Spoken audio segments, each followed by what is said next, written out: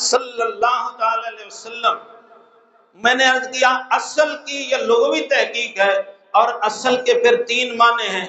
الاصل الراجح، اصل کا معنی ہوتا ہے ترجیح پانے والی چیز، جو ترجیح پا جائے اسے اصل کہتے ہیں۔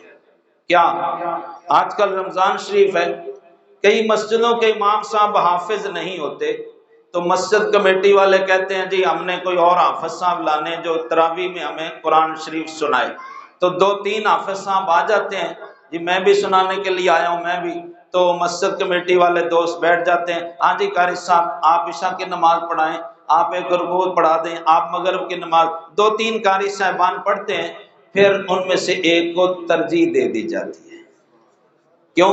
یہ اس نے اچھا پڑھا ہے، تو یہ ہمارا نماز امام ہوگا، نماز تراویح کا امام ہوگا۔ میں نے صرف ایک مثال دی ہے، اتنی کافی ہے سمجھنے کے لیے۔ بھئی ترجیح کا مطلب باقیوں سے اسے اعلیٰ سمجھ لینا۔ تو اب میرا مالک کائنات اپنے پاک کلام میں کیا فرماتا ہے؟ سبحان اللہ، اللہ تعالیٰ بھی یہی ارشاد فرما رہا ہے۔ خالق سورہ التوبہ قرآن شریف میں، یہ سورہ التوبہ ہے، اور اس سورہ توبہ کی آیت نمبر 120 ہے۔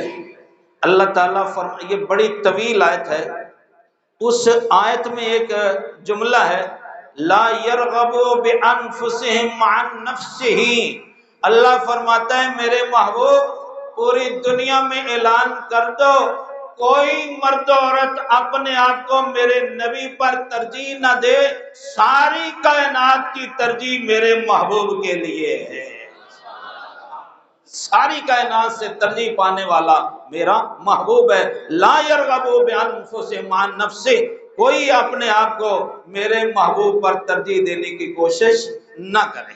یہ قرآن شریف کی آیت ہے ایک۔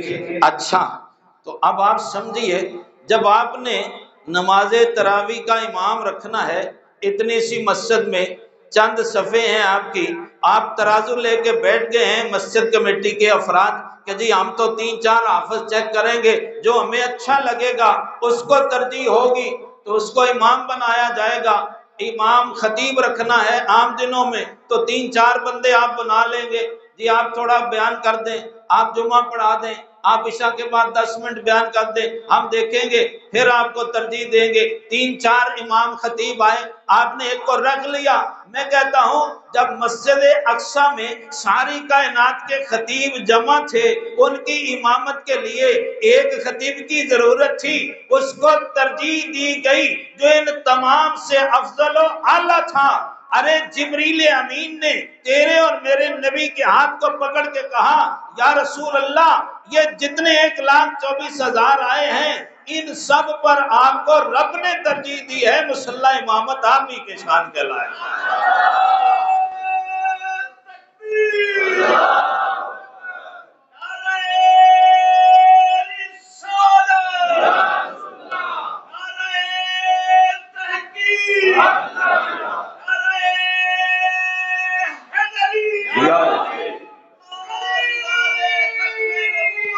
زندہ باد۔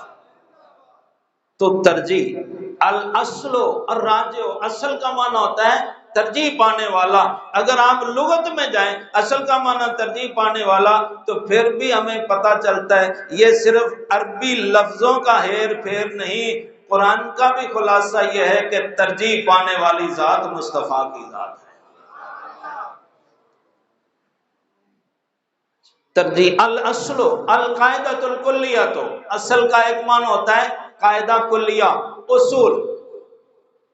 مثلا کیا قاعدہ کلیہ ہے؟ اصول کیا ہے کہ بھائی جس نے نماز تراویح پڑھانی ہے وہ حافظ قرآن ہونا چاہیے، قاعدہ ہے، کیونکہ جو حافظ نہیں ہے وہ تو قرآن نہیں سنا سکے گا، پورا قرآن شریف تو وہی سنائے گا جو حفظ کر لے گا۔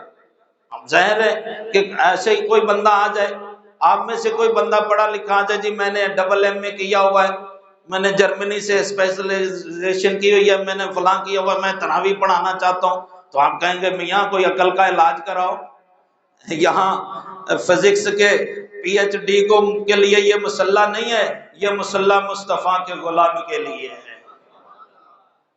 آپ حافظ ہیں؟ نہیں نہیں میں حافظ تو نہیں ہوں، میں نے پی ایچ ڈی کیا ہے۔ تو آپ کہیں گے نہیں نہیں اپنی عقل کا علاج کرائیں، آپ پیچھے ہٹ جائیں۔